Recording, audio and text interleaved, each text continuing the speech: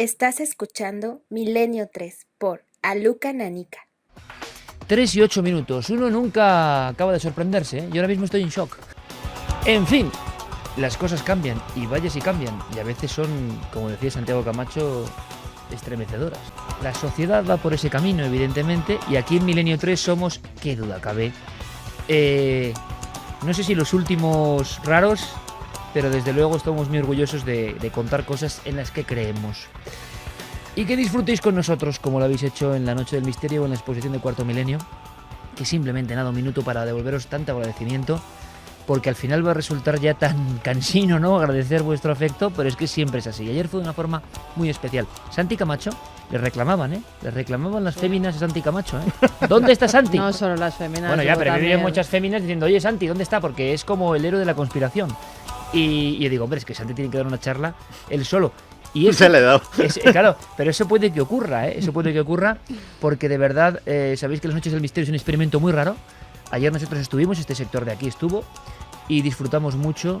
Y yo creo que hicimos un viaje en la oscuridad, con la música, con la palabra y con cosas, pues no voy a decir más profundas, pero desde luego cosas que sí que llevamos muy dentro y queremos comunicar por si sirven a alguien. Habrá más Noches del Misterio, sabéis que la exposición irá por diferentes ciudades, toda la información está en nuestras webs, en las de este programa, en las de Nave del Misterio, en ikerjimenez.com, y gracias por el, digamos, increíble momento que nos estáis dando, pues en ese lugar tan simbólico de Madrid, que es el Palacio de Linares, ni más ni menos. Gracias también a esta casa, a nuestra compañera Gemma Nierga, que tuvo ese detalle pues maravilloso, como siempre tiene con nosotros, ¿no? Y que mandó ni más ni menos que a Fermín Agustí, ahí es nada, desde el Palacio de Linares, conexión que Fermín y yo no vamos a olvidar jamás, por el lugar donde es, porque ella era tabú hablar de misterio hasta hace nada, y porque conectamos ni más ni menos que con Hoy por Hoy. Y repito que Gemma siempre tiene ese afecto, ¿no?, hacia este equipo, que nosotros agradecemos y devolvemos, por supuesto. Pero hay que continuar y vamos a hacerlo cambiando un poco el tercio enseguida. Un dato más, es verdad que nuestro último EGM es más discreto de lo habitual y nosotros jamás escondemos nada. Sorprendentemente, en la segunda y la tercera hora el incremento es brutal, del más de 50 y 30% de audiencia, pero los datos, 387.000 oyentes de media, para nosotros no es de los mejores, ni mucho menos, ¿no? Pero seguimos siendo líderes después de tantos años, ¿no? Después de 14 temporadas a gran distancia, y eso nos llena de responsabilidad, aunque no sean los datos más maravillosos que hemos tenido. En internet me comunica Guillermo León, y esto es un fenómeno curioso, se ha multiplicado todos los récords que hemos obtenido desde el 2004 que emitimos por internet, y ya los datos son escalofriantes, ¿no? Hacéis de Milenio 3 el programa en castellano más difundido en la red del mundo. Y eso son palabras mayores. Así que por todo lo que he contado, desde el principio de esta tercera hora hasta ahora, gracias, una vez más, gracias. Gracias por los ejemplos que ayer nos disteis, gracias por los abrazos. Y nos decían, Carmen, son las 2:30 de la mañana y aquí seguimos firmando y fotografiándonos, y... Pero cómo no, ¿no? ¿Cómo no con el cariño que nos dais? Hacemos Milenio 3 y la Nave del Misterio entre todos, y que así siga. Pero enseguida, Noel, cambiamos de tercio radicalmente, como tú sabes. Y lo hacemos porque hay una serie de acontecimientos, y me encanta porque mi buen amigo, mi querido amigo Gonzalo Pérez Sarró, tiene el arte de los viejos cronistas, que ese no es habitual, el de informar de lo que ha pasado, sin poner ni quitar una coma. Pero claro, es que lo que ha pasado en Extremadura, ojo, está pasando ahora mismo, no hace 2 años, ni ahora mismo. Y mira, no, os voy a dejar la sorpresa, os voy a contar la peculiaridad de ese cementerio, que muchos extremeños ya sabrán en cuanto se mencione. Que es una casualidad, de acuerdo, aunque no creéis en ella hace tiempo, pero a mí me parece singular, simplemente. Es posible que sea una cuestión de pura negligencia, lo que va a contar Gonzalo, y que no tenga nada de misterio. Pero desde luego en Extremadura, la Guardia Civil y la buena gente de algunos pueblos han vivido y siguen viviendo en una especie de sensación de angustia, porque lo que estamos hablando toca a sus muertos, y no son simples profanaciones, ojo, no es entrar en un cementerio, romper, no. Escuchamos 3 y 12 minutos... desde el corazón de la noticia en Extremadura, desde el campo Arañuelo, nuestro compañero Gonzalo Pérez Sarró. Señor, dales el descanso eterno y brille sobre ellos la luz eterna. Así reza con grandes caracteres esta leyenda sobre el pórtico de la entrada al cementerio de Casar de Cáceres, uno de los 3 pueblos cacereños que en los últimos meses se ha visto alterado por unos macabros hechos. Los más recientes han sido los ocurridos en la población de Almarín, cuando el pasado lunes aparecieron restos humanos y un ataúd de zinc en una escombrera municipal. El inquietante hallazgo fue protagonizado por una mujer que visitó la escombrera y, sorprendida, observó que allí, junto a los cascotes de una obra, había depositados una caja mortuoria de zinc, huesos humanos, entre los que se encontraban parte de un fémur y varias vértebras, un fragmento de cráneo y restos de cabello de un cadáver. Además, se encontraban junto a ellos el forro y trozos de madera de un ataúd y las ropas y el calzado del finado. Las investigaciones y el análisis forense han dado como resultado que se trata de un hombre que falleció hace unos 30 años en Barcelona, hace 15 días que falleció su viuda, y los familiares habían encargado a unos albañiles que adecuaran la sepultura del hombre para introducir el ataúd de la mujer. Los operarios no lo debieron de hacer con la meticulosidad suficiente y, tras reunir los restos del hombre y depositarlos en una bolsa junto a la nueva caja de su esposa, arrojaron a un vertedero municipal lo que pensaron que eran escombros y ropas. Pero aquel no era el lugar idóneo para deshacerse de los restos, ya que para ello existe una zona específica en el Campo Santo, ni con lo que los albañiles habían llenado el ataúd de zinc eran simples cascotes. Sin embargo, esa explicación dada por la comandancia de la Guardia Civil de Cáceres no le ha servido de tranquilidad ni al propio cuerpo de la Benemérita, sabiendo que durante los últimos 3 meses han sido varios los cementerios que han sufrido este tipo de hechos macabros. El primero de los casos se dio a finales del mes de febrero en Casar de Cáceres, cuando se detectó que en el vertedero de la población, situado a 3 kilómetros del Campo Santo, en un lugar en el que existe un cartel que advierte sobre la prohibición de tirar animales muertos bajo el riesgo de ser multados, había sido arrojada gran cantidad de restos humanos. Hasta un total de 20 bolsas con diversos tipos de restos orgánicos de cadáveres fueron reunidos por la Guardia Civil y un grupo de forenses. Según las investigaciones, los huesos pertenecen al cementerio de Casar y todo apunta a que el responsable de este hecho presuntamente ha sido el sepulturero del cementerio de esta población. Pero este no fue el único hallazgo recogido en Casar de Cáceres. A los pocos días de esta noticia, la Guardia Civil, en un rastreo realizado en la parcela que está situado junto al cementerio y que está dedicada para el depósito de los escombros que se generan en las obras realizadas en el recinto santo, junto a ellos había restos de ataúdes y demás ornamentos fúnebres, y aparecieron nuevamente restos humanos de cadáveres en una proporción similar a los que se habían encontrado en las escombreras. Llegadas a esta situación, las autoridades están más que preocupadas, puesto que en el mes pasado hechos parecidos se han vivido en una tercera población cacereña, Hervás. Allí continúa abierta una investigación con el objetivo de esclarecer el asunto de la aparición de restos procedentes del cementerio municipal en una finca cercana. 3:16, Javi Pérez Campos y Carmen están escuchando con mucha atención y como si algo no encajase, ¿no? Cuestión de pura negligencia, no había pasado antes, 3 poblaciones extremeñas pequeñas. Yo me guardaba una sorpresa que muchos habrán identificado. Simple anécdota, pero esa tapia y ese lugar donde ha pasado todo esto es el lugar donde se descubrió al famoso extraterrestre del Casar de Cáceres. Es esa tapia en concreto donde salió ese extraterrestre tan simpático, entre comillas, o astronauta, que le hemos dado celebridad y que precisamente mucha gente va a la Expo al Palacio de Linares a hacerse estos días fotos con él, ¿no? Bueno, pues es justo ese pequeño pueblo donde empieza y por 3 veces aparecen restos humanos de personas ya, y luego, sin embargo, es que hay otras 2 poblaciones donde también hay restos humanos. No hay, al parecer, una disposición de tipo ritualístico, pero algún tipo de negligencia, ¿cuál? Y que se distribuye en pueblos. ¿Sabes lo que está pasando también? Y fíjate, cuando estuvimos en el cementerio de Madrid, haciendo una conexión desde allí, si os acordáis, hace ya algunos años nos lo contaban. Hay tumbas que se quedan vacías y que ningún familiar paga el dinero suficiente como para que se sigan manteniendo, y lo que hacen con los restos es cogerlos y se tienen que meter en una fosa común normalmente. Claro, o en disposiciones en el Camposanto, y lo saben los sepultureros, pero ¿y que pasen 3 cementerios a la vez? Ya, pero si fuera parte de un ritual Ya. tendría que haber otros elementos. Además, si fueran las mismas personas los que han desenterrado esos huesos, tendrían un modus operandi bastante similar. En este caso parece que al enterrar una mujer, los huesos del marido pues a lo mejor no cabían del todo bien, y los familiares, si no estaban allí en ese momento cuando la estaban...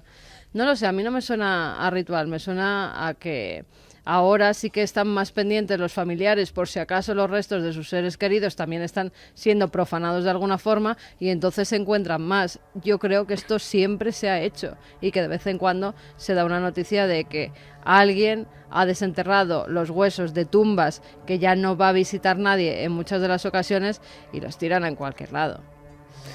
Bueno, y habría que ver también porque en algunos pueblecitos los cementerios, en ocasiones los sepultureros tienen competencias sobre diferentes camposantos. Entonces aquí habría que ver también si el encargado es el mismo que regenta o que lleva esos 3 cementerios, si hay alguien que tenga algo en común con esos 3 pueblos diferentes, porque eso sería una pista De interesante. todas formas, que macabro, ¿no? Sí. O sea, la foto, y no me extraña que la buena gente extremeña esté como un poco asustada porque han ido apareciendo restos y no saben qué pasa. Y además con estos temas, y tú lo sabes bien, Javi, por algunos sucesos recientes que has cubierto, no muy lejos de allí, con satanismo, con pintadas con sangre, que luego resulta que era sangre, el silencio, el manto del silencio, por si hay implicados en las familias de Ya, la pero zona. aquí no parece que sea eso. Pero- no hay pero, pintadas, claro, ni no hay hay velas, nada. ni No, hay no, no. animales muertos. Aquí lo que parece es una especie como de mal trabajo, ¿no? Sí. Mala praxis, vamos a llamarlo así, ¿no? Alguien que lo ha hecho mal y ha provocado, que le interesa, un miedo social, porque la gente no sabe lo que O pasa. luego cabreo brutal, porque el ayuntamiento ha dejado Claro. unos meses de pagarle y entonces Ya, la bueno. forma de vengarse, estoy poniendo Hipótesis. ejemplos, hipótesis Sí, que han ocurrido en no alguna estoy ocasión. diciendo que sean Bueno, en este caso. Vamos con otra historia macabra, pero ocurre en una casa. ¿Y qué es noticia, Javi? ¿Por qué? ¿Por qué la recuperamos? ¿Por qué hay película? Claro, lo que ha ocurrido es que después del éxito de Expediente Warren, donde se recuperaba una historia real que ya tocamos en el programa, investigada por los Warren, ese matrimonio de investigadores de lo paranormal en Estados Unidos, pues había mucho interés en saber cuál iba a ser el nuevo caso que iba a tocar la segunda película. Ya estaba confirmado que habría una secuela, puesto que la primera había tenido un gran éxito, y hace solo unos días James Wan, el director de la primera película, publicó una fotografía en Twitter que volvió a despertar a los viejos fantasmas que durante mucho tiempo habían permanecido dormidos y que incluso fuera de Londres era un caso muy desconocido. Esa foto lo único que decía era bienvenido al barrio de Londres de Enfield. Y despertaba así una historia que los Warren investigaron en su día, que además se ha dado la casualidad de que en solo 2 semanas se estrenará también en la televisión británica una serie de 3 episodios sobre este caso, y que en su día, cuando a Ed Warren le preguntaron, bueno, el caso Enfield podría ser equiparable a Amityville, podría ser el Amityville británico, él esbozó una especie de mueca y dijo, lo cierto es que el caso Enfield hace parecer a Amityville un juego de niños, porque los Lutz pudieron mudarse después de 28 días de horror, pero en este caso la familia, que no tenía recursos, tuvo que vivir 3 años de pesadilla. Venga, pues en un tiempo casi como en titulares, como tú sabes, Javi, demos a nuestro público la ficha de ese caso Enfield, que realmente es desconocido para incluso los investigadores. Desde luego, todo ocurre en el número 248 de Green Street. Allí, el 7 de agosto de 1977, la familia que vivía en esa casa, que era una mujer, Peggy Harper, una mujer divorciada de 40 años, con sus 4 hijos, 2 niños y 2 niñas, ese 7 de agosto del 77, Peggy estaba durmiendo tranquilamente cuando de repente le despiertan los gritos de su hija en la planta de arriba. Ella sale de la habitación, cree que alguien ha entrado en casa, que está ocurriendo algo extraño, y lo que descubre es que la niña está aterrorizada diciendo que su cama ha empezado a vibrar de forma brusca, como si unas manos invisibles estuvieran zarandeándola, y que ella no había visto a nadie. En esa habitación dormía a su lado su hermana, que decía que también había presenciado los hechos, y la madre le dice que no se preocupe, que todo puede haber sido una pesadilla, que no hay nada malo y que descansen. Todo queda ahí. Al día siguiente, a eso de las 9:30 de la noche, otra vez las niñas empiezan a gritar. Cuando la madre acude allí, lo que le dicen es que una silla se estaba moviendo sola en la habitación. Ella, creyendo que se trata de alguna pesadilla, otra vez, que están aterrorizadas por algo que les han contado, le dice, no os preocupéis, me voy a llevar esta silla a mi habitación y ya veréis cómo no va a pasar nada. Así que la mujer se lleva la silla a su dormitorio, ella se acuesta, apaga la luz, y cuando pasan unos minutos ella empieza a escuchar una especie de repiqueteo en el suelo, como si hubiera algo moviéndose en la habitación. Esos pequeños golpecitos dejan de ser más tan sutiles hasta que ella tiene que encender la luz y lo que ve es que esa silla está bailando en el centro del dormitorio. Sin saber muy bien lo que ocurre, en ese mismo momento escucha como si algo se estuviera arrastrando en el dormitorio de los niños, que duermen también juntos. Ella va hacia allí, y lo que descubre es que ellos están incorporados, erguidos en la cama, también muy asustados, y ven que hay un gran baúl que se ha movido de la pared, un baúl que pesaba mucho y que ellos habían utilizado durante la mudanza unos meses atrás. Ella intenta volver a ponerlo en su sitio, le cuesta un gran esfuerzo, con lo cual deduce que los niños no han hecho ningún tipo de travesura, que no están jugando, y es entonces cuando delante de esas 3 personas el baúl vuelve a moverse solo hacia el centro de la habitación. Así que aterrorizada, Peggy coge a sus 4 hijos, echan a correr por el pasillo y dicen que en ese mismo momento empiezan a escuchar como unos golpazos enormes van apareciendo por las diferentes paredes de la casa, como si algo les estuviera siguiendo. Y tal es el miedo que con los pijamas puestos salen al barrio. Todo está a oscuras, todos los vecinos están acostados, excepto los que tienen al lado, Vic y Peggy Nottingham, que son las personas que les ayudan, porque ellos acuden allí, piden auxilio, les dicen que entren a su vivienda porque están ocurriendo cosas extrañas, y estos vecinos son también testigos de esos golpazos, de esos estruendos que van apareciendo por las diferentes estancias de la vivienda. Y la tensión es tal que en un momento determinado tienen incluso que llamar a la policía. Ellos llaman a la policía porque creen que incluso puede tratarse de alguna broma o de alguien que esté escondido en la casa y que esté intentándoles pues incluso echar de allí. Así que se presenta una pareja de la policía en la casa. Ellos desde el primer momento siguen escuchando los golpazos y se deciden a hacer un registro por la vivienda para intentar encontrar el foco de esos ruidos. Y es entonces cuando Carolyn Hibbs entra en el dormitorio de la mujer de Peggy y descubre que esa mesa, esa silla que se había movido unas horas atrás, de pronto sale despedida por el centro de la habitación. Si quieres vamos a escuchar a la propia Peggy. Este es un documento histórico, a Carolyn Hibbs, la policía que en ese momento vivió este fenómeno. Se levantó del suelo como 1 centímetro y a continuación vi cómo se deslizaba hacia la izquierda a lo largo de 1,5 metros, hasta que se detuvo. Comprobé la posibilidad de que hubiese algún tipo de desnivel en el suelo. Incluso coloqué una canica sobre el piso para ver si podría moverse en la misma dirección en que lo había hecho la silla, pero no fue así. Comprobé cuidadosamente hasta debajo de los almohadones, pero no encontré la más mínima explicación. Y esta mujer, Carolyn Hibbs, a la que acabamos de escuchar, llegó a firmar una declaración jurada sobre este acontecimiento, relatando lo que allí había ocurrido. Y ella incluso dice en un momento determinado que ella no puede continuar en la vivienda, que lo que esté ocurriendo escapa a su competencia y que ellos no pueden hacer nada. Así que se marchan de allí, los fenómenos cesan al día siguiente, pero la madre, intentando quitar importancia, dice que aquello podría haber sido cosa de las tuberías, que podría tratarse también de alguna especie de sugestión que está provocando esos fenómenos, y tranquiliza a los niños. Sin embargo, al día siguiente por la noche vuelve a ocurrir algo extraño. Vamos a escuchar a Janet Hodgson, la niña que en ese momento tenía 11 años y en torno a la cual ocurrían los fenómenos. Mis hermanos y yo íbamos a meternos en la cama una noche. Estábamos poniéndonos cómodos. Mamá apareció en cuanto nos pusimos a gritar porque el cajón de un viejo baúl se estaba moviendo, al igual que la puerta de la habitación. Al principio nos dijo: "No seáis tontos", pero ella misma lo vio moverse. Y llegó un punto en que no fue capaz de sujetar la puerta. Fue entonces cuando se preocupó y dijo: "Está bien, todo el mundo abajo". Y es que hubo un momento en el que los fenómenos se convirtieron en algo ya habitual, fueron creciendo de intensidad, decían que los juguetes volaban por las habitaciones de los niños y que incluso la familia, hay un momento en el que tienen que atrincherarse en el salón, como tantas veces hemos visto, porque aseguraban que cuando caía la noche, una sombra oscura, una materia muy densa, se adueñaba de la casa e iba apareciendo por diferentes rincones de la vivienda.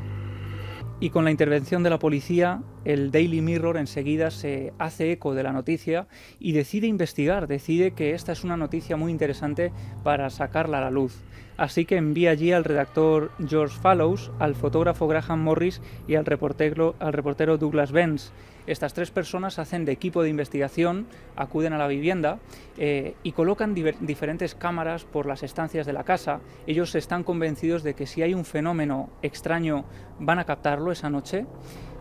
Además, desde el primer momento se muestran muy escépticos, reacios a creer toda esa historia, y ellos confiesan además que durante todo el tiempo que pasan en la casa no pierden ojo de los niños. Ellos creen que alguno de los niños puede estar gastando una de esas bromas, y de hecho esa sospecha es una de las que se mantiene a lo largo de los 3 años que dura esta historia. Pero claro, de pronto ocurre algo, de pronto Stephen Nolan, él asegura en un programa de Radio 5 que ha recibido a los reporteros, a ese equipo de investigación aterrorizado, relatándole que allí esa noche vivieron cosas realmente extrañas, y es que escucharon una serie de ruidos y cuando acudieron a una de las habitaciones vieron cómo los objetos, los muñecos de la habitación de los niños empezaron a volar por las diferentes estancias. Y esto provocó que Graham Morris, un periodista reputado, una persona que era considerada seria en el mundo del periodismo, empezara a ser tomada como alguien fantasioso, como alguien que formaba parte de un fraude orquestado por la familia, y desde luego todo aquello dañó gravemente su reputación, hasta tal punto que en Radio 5, una cadena británica, él tuvo que prácticamente defenderse ante las acusaciones de los compañeros como Stephen Nolan, el presentador de este programa. Vamos a escuchar ese momento en concreto en el que Graham Morris relata lo que se vive aquella noche en la casa. Nos habían dicho que todo parecía ocurrir alrededor de la hermana más joven, Janet.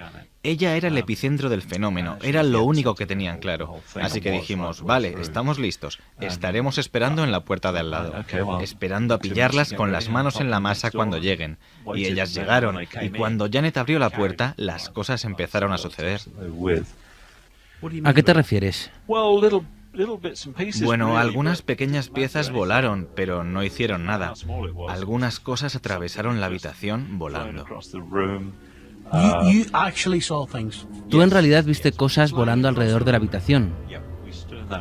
Sí. Cuando estaba en la habitación me golpeó una pieza de Lego.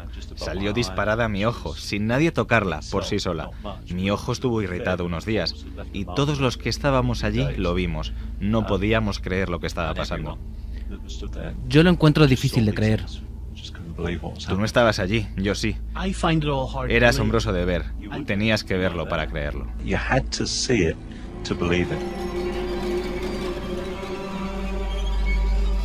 Y el propio Graham Morris, como buen escéptico que era hasta ese momento, analizó esa pieza de Lego, intentó buscar si en la habitación podría existir algún hilo o algún mecanismo que accionara ese tipo de fenómenos, pero no descubrió absolutamente nada.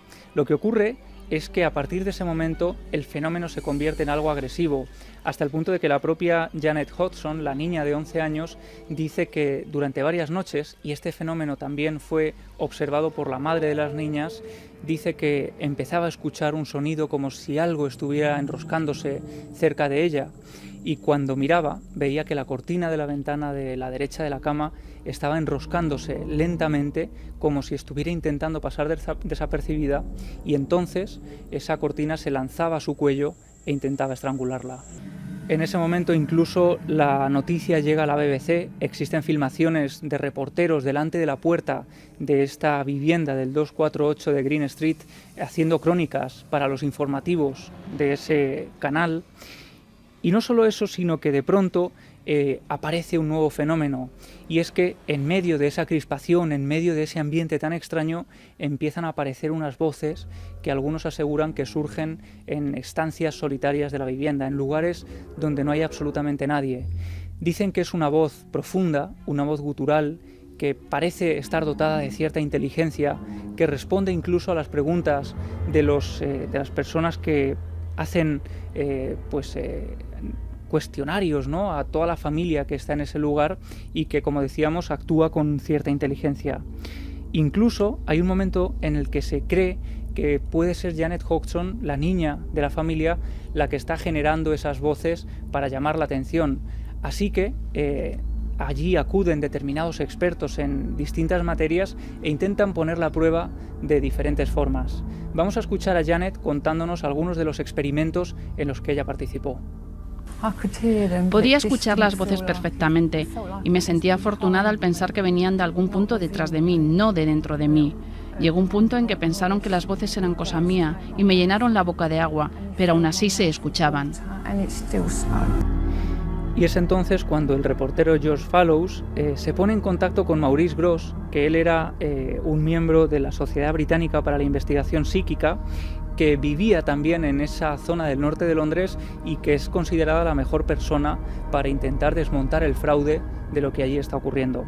Lo que ocurre es que Maurice, cuando llega allí el 5 de septiembre de ese año, encuentra que no hay nada extraño, que es cierto que las niñas se encuentran en un estado como si estuvieran especialmente asustadas, y no solo es, sino que además desde ese momento él introduce la grabadora en la casa.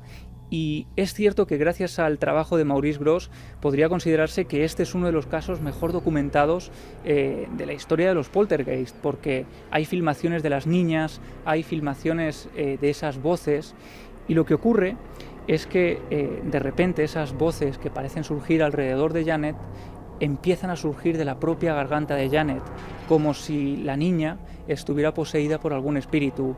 Ellos llegan a declarar que hay momentos en los que esta niña se queda como transfigurada, adquiere un rostro que no parece el suyo y entonces surgen estas voces.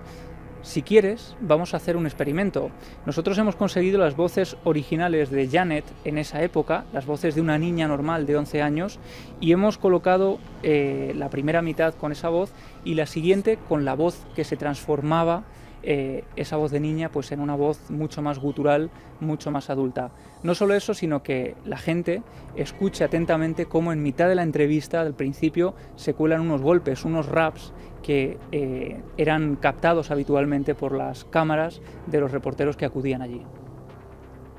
December 12th.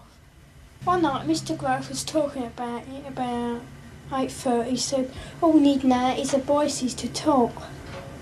And that night I went to bed. Can't remember exactly what happened.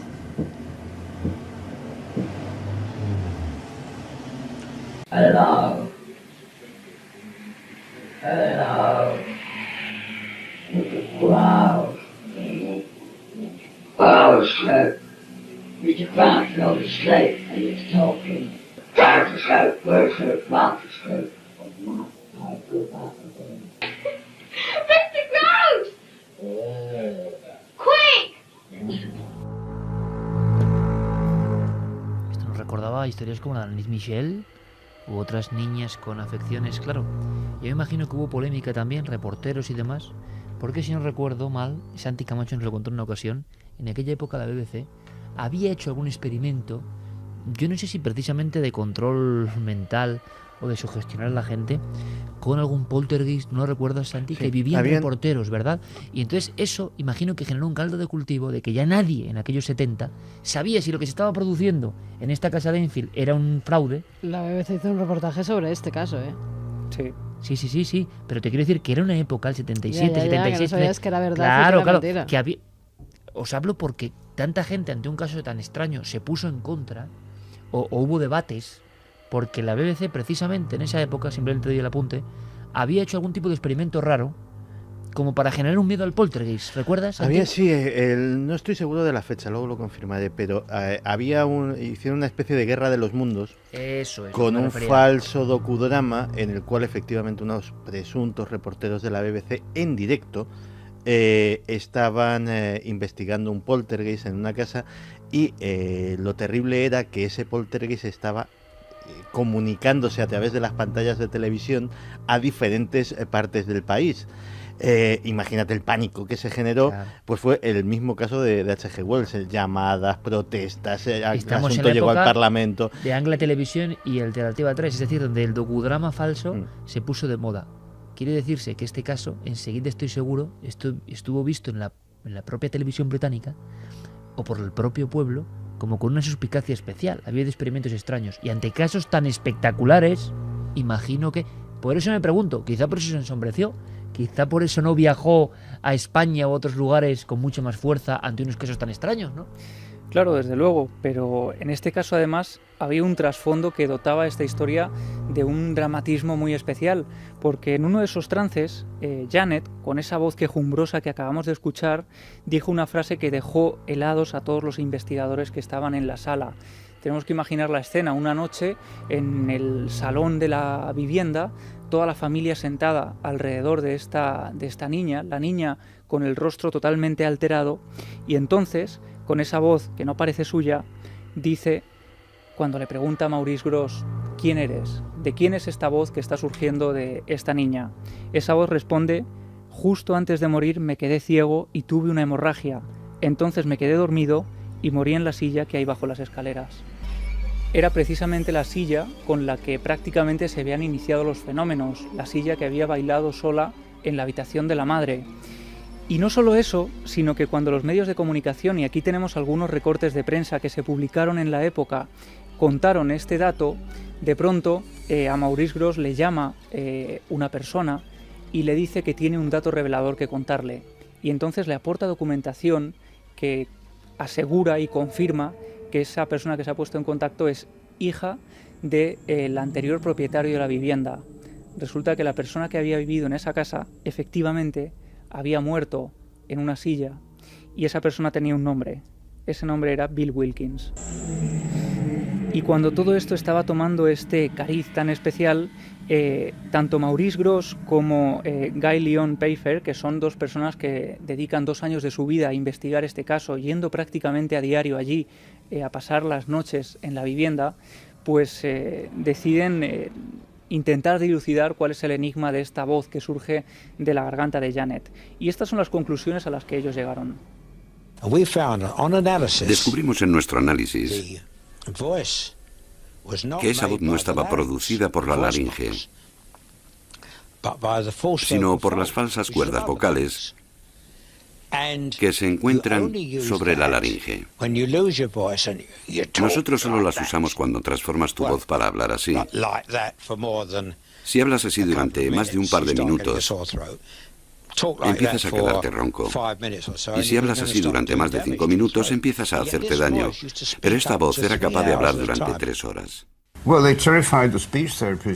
Bueno, las voces aterrorizaban a todos aquellos que las escuchaban, incluyendo a ella misma. Se negaba a ser entrevistada, salía despavorida de la habitación. Se pidió una opinión profesional. Entendimos que si se trataba de un truco, de una voz fingida usando las cuerdas vocales falsas, como esas que aparecen a menudo en televisión, la farsa no podía durar mucho, ya que tendría que afectar a la garganta de Janet, causándole un dolor intenso. Sin embargo, no había daño apreciable. ¿Cómo se explica eso? 3:41 minutos, Milenio 3 en la cadena SER. ¿Cómo termina esto? ¿Cuál es la última viñeta, Javi? Pues mira, igual que ocurrió en España con el caso de Belmez, pues muy pronto se intentó encumbrar toda esta información. De hecho, pronto salió información de que algunos periódicos importantes de la época ofrecieron miles de libras a la familia para obtener una declaración diciendo que todo había sido un burdo fraude. No solo eso, sino que allí acudieron magos, prestidigitadores, expertos en ventriloquía, y todos ellos aparecieron en los medios diciendo que todo era un fraude. Lo que ocurre es que no dieron ningún dato concreto que confirmara su teoría. Al final, en el año 78, en el otoño de ese año, los Warren llegan a esta vivienda. Ellos están convencidos de que lo que ocurre allí tiene que ver con algo maligno, así que piden la ayuda de un sacerdote que automáticamente va a la casa y hace una serie de exorcismos y dicen que todo cesa en ese momento. Lo que ocurre es que toda esta historia tiene un aura de malditismo que nunca se contó y que no fue hasta el año 2011 aproximadamente cuando Janet Hodgson habló para el Daily Mail y relató el auténtico infierno que ellos habían vivido no solo dentro de la casa, sino fuera. Porque ella cuenta que cuando iba al colegio, a raíz de esas publicaciones, pues ella era tratada como una verdadera loca. Decía que los compañeros de clase la llamaban la niña fantasma, que le colocaban larvas de gusano en el pelo, en el pupitre, que a su hermano le escupían por la calle. Su hermano, que solo unos años después murió de cáncer terminal, siendo muy joven, con 18 años, y él seguía manteniendo en esos últimos meses de vida que todavía se sentía observado por alguna de las presencias que habían habitado esa casa. Y lo cierto es que tiempo después de marcharse ellos, y esta es una información muy desconocida, pero a esa misma vivienda acudió Claret Bennett con sus 4 hijos también. Ellos no sabían absolutamente nada de esta historia, pero a los 3 meses de estar viviendo allí tuvieron que marcharse porque decían que por la noche veían sombras que parecían estar atosigándoles y que incluso uno de sus hijos, Shaka, de 15 años, estaba aterrorizado por todas estas presencias que deambulaban por la casa. Así que una noche, sin poder aguantarlo más, ellos abandonan la vivienda, se mudan de allí y no vuelven más. Y actualmente nosotros hemos intentado localizar a Janet, lo hemos conseguido, hemos podido pedirle más información, pero lo que nos ha llegado es que ella está cansada de esta historia, que sigue teniendo pesadillas con lo que se vivió en aquella casa y que desde luego no le gusta nada la idea de que los viejos fantasmas vuelvan a ser resucitados por esta película y por esta serie. Vaya crónica, Javi, tremenda historia, ¿eh? Envuelto de una malignidad. Habría que hablar un día, porque ha ocurrido en España, de la persecución, el bullying, el acoso, el maltrato a personas que han vivido estos fenómenos en España y cómo les han maltratado en el colegio, en el trabajo, en la vecindad. Sería un programa que nunca se ha hecho, ¿eh? Los martirizados del misterio. Como esto ha contado Javi, ha pasado, pero en España, aquí al lado. El ser humano no cambia jamás. Cuando algo es diferente, lo decíamos antes, lo estigmatiza y lo apalea. Seguiremos indagando en esta historia, es tremenda. Despide un algo que es sobrecogedor de verdad. Así que cambiemos un poco el tercio y nos vamos a ir ahora un poco con exploración, con hallazgos que también existen, con esta maravillosa música del gran Vangelis. Un hallazgo de un amigo y que ha dado la vuelta al mundo. Pues sí, hace unos días varios medios de comunicación titulaban un tesoro fotográfico en una antigua caja de zapatos. Y lo que se decía era que se habían encontrado las primeras imágenes inéditas de la primera expedición en la cima del Nanga Parbat, que es una montaña de Pakistán. Si quieres nos vamos hacia la historia verdadera de cómo empieza esa primera expedición. Tenemos que remontarnos al año 1953. Una expedición germano-austriaca intentan llegar hasta la cumbre de la 9ª montaña más alta del mundo, el Nanga Parbat. Entre ellos se encontraba Hermann Bull, un alpinista austriaco que se convierte en el primer hombre en coronar esta montaña de más de 8.000 metros y que ya era conocida como la montaña asesina o la montaña de los alemanes, por la de escaladores germanos que habían perdido la vida en ella. El suyo no fue un camino fácil, prácticamente sin equipo, no tenía bombona de oxígeno para llegar hasta la cumbre, pero lo logra. Y según sus propias palabras, parecía que él estaba poseído por algo que le hizo, hasta en los últimos metros, ir casi reptando con el cuerpo sobre la nieve y alcanzar por fin esa cumbre. Y dijo, sabía que estaba allí porque ya no había nada más que subir. Pero él habló casi imágenes terribles, casi como un muerto viviente de Hermann Bull 53, imágenes que ahora se recuperan para la historia por parte de un amigo. Él habló de una ayuda casi sobrenatural, que se encontró con figuras de los viejos escaladores muertos alemanes. Eso es, y que cuando llega ya a la cumbre son casi las 7 de la tarde y cuando empieza a descender la noche le cae encima, pierde un crampón y lo que es uno de estos pinchos que llevaban los antiguos escaladores atados a las botas para poder ir escalando y meter el pie en el hielo, en la nieve, pierde uno de ellos y lo que tiene que hacer es en una especie de terraza diminuta estar casi de pie agarrándose a la nieve porque no tenía otra forma de subsistir, casi sin ropa de abrigo, sin comida y sin bebida. En ese momento es cuando empieza a tener una serie de visiones. Él ve a todos esos compañeros, a esos alpinistas alemanes que han perecido allí, que han perdido allí la vida. Le animan.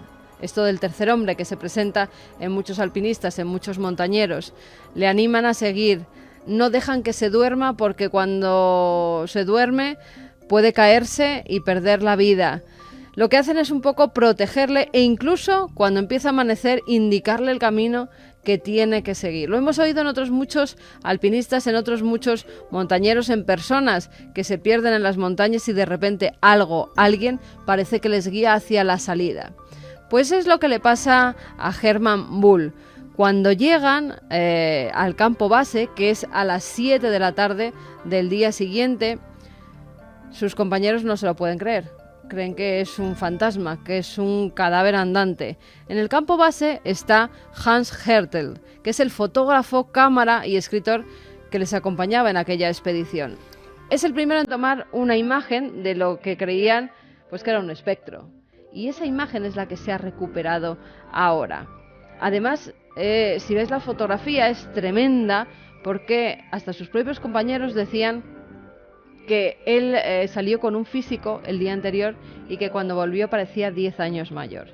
Esas primeras imágenes son las que, gracias a un amigo, Juan Antonio Sanz, que es periodista y que ha acompañado al equipo de Milenio en varias ocasiones, en varias investigaciones, pues por una serie de casualidades, como suele ocurrir en estos casos, él se encuentra en Bolivia y hay algo que pasa que hace que llegue hasta una caja de zapatos olvidada hace 15 años en un desván y que esas imágenes puedan hoy ver la luz. Si quieres, hemos hablado con Juan Antonio Sanz y él mismo nos ha contado cómo se produce todo. Una charla y de repente un hallazgo. Ha sido un descubrimiento, pues en un principio parecería como casual. La verdad es que yo andaba detrás de Hans Hertel por otras cuestiones, detrás de este fotógrafo. Él hizo en 1954 y 55 una expedición en busca del famoso Paititi, de la ciudad perdida del Amazonas, una de las ciudades perdidas de las que se habla. Y por una de estas casualidades había dado yo una charla en el Centro Cultural de España, en La Paz, sobre la fotografía durante la Guerra Civil Española, y se me acercó un señor, Javier Núñez de Arco, un tipo interesantísimo, un anticuario, investigador, coleccionista, y él me dijo que tenía unos mapas de otro gran explorador, del coronel Fawcett, y al cabo de un tiempo, pues bueno, pudimos quedar de nuevo. Estuvimos hablando, me enseñó, no vi que fueran esos los mapas de Fawcett que yo ya andaba buscando, pero sin embargo, cuando le empecé a hablar de otros buscadores de ciudades míticas y perdidas, le hablé de Hans Hertel y dije, pero mira, yo tengo material de Hans Hertel en una caja de zapatos en mi casa. Y ese material, cuando empezaron a proyectarlo, reveló muchísimas sorpresas que nos cuenta Juan Antonio Sanz. Total, me lo enseñó y ahí teníamos una colección de diapositivas, más de 200 diapositivas, rollos de película, Leica, todo entre los años 35 y los años 60, y además con un grandísimo descubrimiento. En esas fotografías aparecía la primera subida, la primera cima del mítico también pico Nanga Parbat en Pakistán, la llamada montaña de los alemanes o montaña asesina, porque ahí murieron, antes de que se produjera esta subida, que fue en 1953, ahí murieron cerca de 30 personas. El protagonista de esta escalada fue Hermann Bull, y ahí estaba cuando proyectamos estas diapositivas de una manera casi rudimentaria, porque son diapositivas en cristal, protegidas por cristal, no con plástico como en nuestros, bueno, hace unos años, ahora todo es digital, y era increíble. Ahí estaba Hermann Bull subiendo al Nanga Parbat, cuando después regresó al campamento base, en un acontecimiento inédito también, porque estas fotografías no hay ninguna semejante en la historia del alpinismo, de estos ataques a la cima del Nanga Parbat.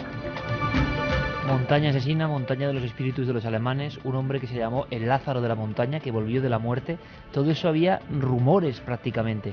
Y nuestro amigo Juan Antonio Sanz, en La Paz, a 4.000 metros de altura, tan lejos del Nanga Parbat, en el otro punto del mundo, en una caja de zapatos, una diapositiva de cristal, y Juan Antonio Sanz y ese otro anticuario son las personas que vuelven a ver al Lázaro de las montañas, resucitando y mostrándose en la pared, en la proyección, regresando de haber estado con los espíritus de los muertos. Y otras imágenes tremendas que han descubierto del propio fotógrafo en algún lugar muy cerca de un lago, con unas puertas arqueológicas tremendas que están investigando y que nuestro amigo seguirá, me lo ha prometido, investigando qué puede ser eso que han encontrado en esas imágenes. Extrañas puertas en la altiplanicie de Bolivia, de Sí. culturas desconocidas.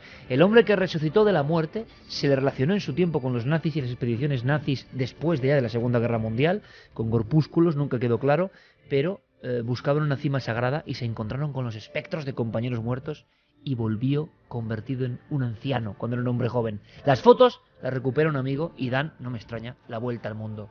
Nosotros damos la vuelta a la historia de este programa que también, sobre todo, habéis vertebrado vosotros tres, con tres magníficas historias tan diferentes y que son el epicentro del misterio, ¿no? El misterio tiene tantas caras. Una la ponemos por vuestro ánimo siempre, nuestra necesidad, y más cuando vamos conociendo muchas historias, de repartir un poco de luz entre todos, ¿no? De energía mental positiva entre todos.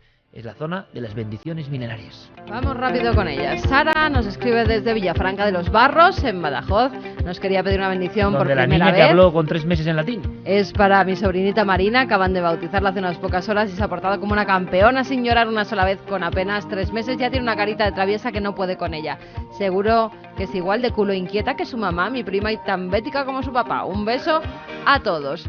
Como empecemos con el fútbol va a ser Nos peligroso, dicen también, Vane Villarta, porfa darle las bendiciones a mi hija Triana, que nació el pasado domingo, y a mi otra hija Mireia y mi mujer Vanessa, que os oímos y vemos siempre que podemos, y con el triángulo anular de mi vida. Muchas gracias y un beso a Alma. Pues se lo trasladaremos. Mis queridos componentes de la nave del misterio, soy seguidora del programa desde el primero de ellos, ya que coincidió con el año en el que nació mi hija pequeña y me habéis acompañado durante unas cuantas noches de crianza y demás desvelos maternales, aunque mi bautismo en las aguas del mundo del misterio fue muy anterior, a través de mi padre y fiel seguidor del doctor Jiménez del Oso. El caso es que los años han ido pasando y esta humilde curiosa de la vida le ha nacido hace unas horas una sobrina nieta, Nerea. Y aunque nunca creí que haría algo como esto, me gustaría mucho que le dierais la bienvenida a esta familia de tanto tiempo y de tantos miembros. Nos lo pedía Inma Vamos a Moya. dar bendición común. Leemos todos los mensajes, porque si no es imposible. Javi Subías de Zaragoza, soy oyente vuestro desde hace muchos años. Todo este tiempo he ido oyendo las bendiciones milenarias que os iban solicitando. Hoy soy yo el que las pide para mis mellizos que nacieron el pasado lunes, Hugo y Leire. Ahora estamos con ellos escuchando el programa mientras les damos de comer. Saludos milenarios. David y Maite de Zaragoza, nos gustaría dierais vuestras bendiciones para nuestro hijo Diego. Nació hace 2 meses, el 17 de febrero, y desde entonces no se ha perdido ni uno solo de vuestros programas. Lo escuchamos los 3 todos los domingos a través de podcast, y aunque es muy pequeño, está atento a todo el programa, a vuestras palabras. Ojalá pudiéramos ir a ver la exposición de Madrid, pero en su día no nos atrevimos a comprar las entradas por ir con Diego tan chiquitín y ahora nos arrepentimos. A ver Había si muchos podemos... chiquitines en la exposición, ¿eh? De un mes. Hasta el día 26 De tenéis un tiempo, mes había y si una no es fin de nenita. semana aún quedan entradas, pero Nos ahora dicen es que a diario. ver si pueden ir a Gijón. Ojalá. Buenas noches, amigos y seguidores de vuestros programas desde hace años, y en el día del nacimiento de mi segundo hijo, Pablo, me pongo en contacto con vosotros para pediros bendiciones milenarias para él y para su mamá, Chloe, que ya tiene casi... Su hermana, no su mamá, su hermana Chloe, que ya tiene casi 2 años y medio. Pablo ha nacido el miércoles 15 de abril a las 2:40 de parto natural, y su madre, la heroína de este misterio que es parir, está perfectamente. Un fuerte abrazo, Nacho, María, Chloe y Pablo. Ahora entiendo lo del récord nuestro, de toda nuestra historia en Internet. Nacen tantos niños que se los van incorporando como audiencia, debe ser, ¿no? Nos decían también, pues, gente, Víctor Paez Domínguez, que tenían las entradas compradas desde enero, que tenían que partir desde Sevilla con toda la ilusión de estar con la familia milenaria y ver la exposición, pero su abuelito, Antonio Domínguez Marín, con 87 años, pero tan joven de espíritu, con su tablet, su Facebook, su Twitter y aprendiendo inglés, pues que se ha ido. Ahora ya está con la mujer que más quiso en su vida, nos dicen. El abuelito ha partido, esperó hasta el último de sus hijos que llegara al hospital, se pudo despedir de todos y seguro que nos está escuchando desde algún otro sitio. Así que también nos piden bendiciones milenarias para este abuelito que seguro que está cuidando a sus nietos. Investigador y entusiasta, que es lo que importa.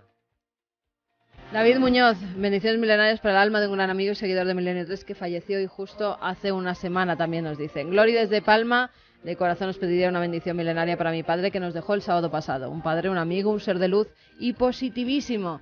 Alguien a quien le contaba sobre vuestros programas y me miraba y escuchaba con los ojos de un niño curioso. Estoy segura que desde donde esté nos echará un vistazo y nos hará algún guiño para que todos podamos conllevar su pérdida. Gracias de todo corazón. Ayer hablábamos de seres tóxicos, de vampiros tóxicos, que hay muchos, invaden el mundo, nos limitan, y también hay seres de luz, que es todo lo contrario, positivos, que pasan toda la vida ayudando a los demás y potenciando las facultades y animando a los demás. Asier nos escribe porque ayer mismo falleció Gema, como él dice, mi ama, en su tierra natal, en Valladolid, donde disfrutaba de unos días en familia, ella y mi padre, disfrutando de una merecida jubilación. Ya ha llegado a Rentería, Guipúzcoa, donde vivimos, y aquí ya estamos todos los que la queremos juntos, donde mañana pues la van a incinerar. En cierta forma también es un mensaje positivo, para una bendición, para que ese viaje, el último viaje, pues que sea bueno, ¿no? Y con toda la familia reunida en este último adiós. Bueno, el contraste, ¿no?, entre la vida y ayer lo hablábamos precisamente. Hemos perdido toda conexión con la muerte, no queremos ni verla, pero es una parte, siempre lo ha sido para todas las culturas, una etapa más.